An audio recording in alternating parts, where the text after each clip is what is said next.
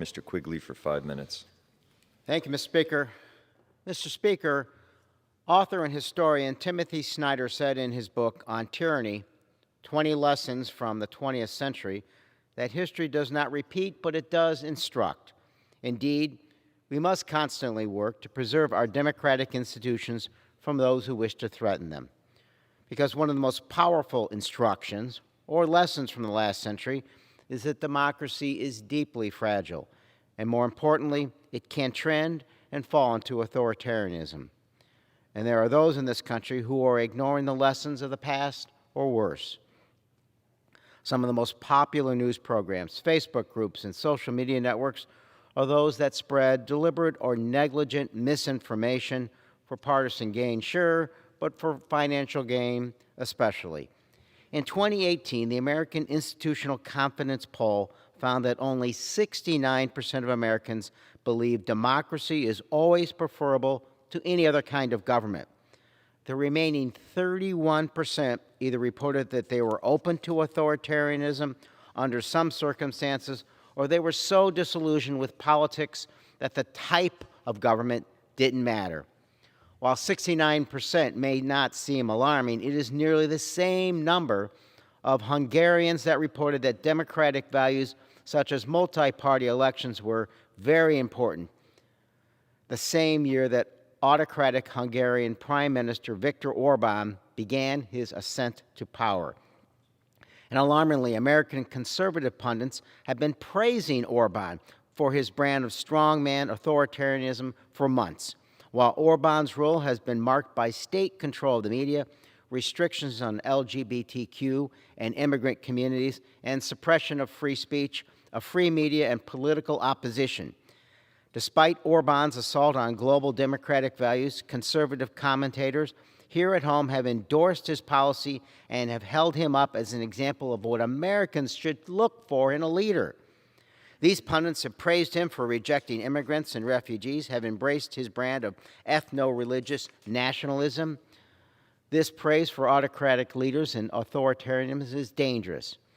Perhaps many believe that what happened in Hungary, the swift consolidation of political power and the manipulation of political institutions, could not happen here.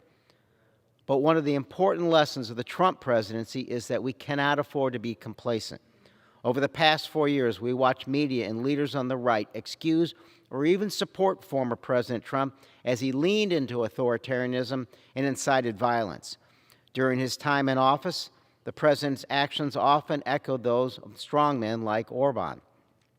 He used his office to target political rivals, including the efforts in Ukraine that ultimately led to his impeachment, treated the Department of Justice as his own personal police force, violently put down protests against him, used the presidency to enrich himself, and embraced political strongmen across the globe, and intentionally inflamed political tensions to his own benefit. I believe history can and should continue to inform us, but we don't have to look back very far. The trends developing around the world and in our own country are warning about the threat of authoritarianism. At a time when political polarization has led to violent attacks on democratic institutions across the country and in this very room, it is reckless to be feeding into these divisions. They are preying on deep ideological divides in this country and on their followers' fears.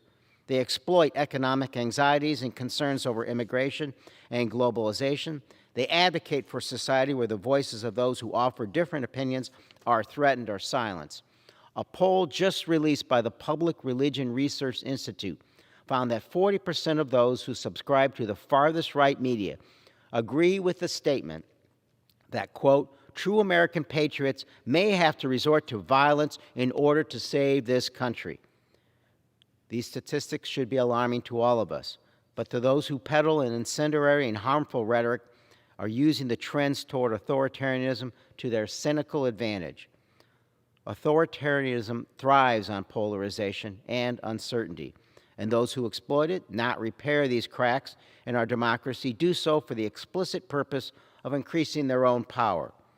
We must recognize their true intentions and work to preserve the democracy they seek to threaten. All media outlets have an obligation to present Orban and others like him as they are, repressive demagogues who threaten liberty and the rule of law. We must continue to recognize our common interests and those that have made our country the envy of the world, our freedoms of expression, economic mobility, and our deep cultural richness. Orban's rule is a warning to all of us. Thank you, and I yield back.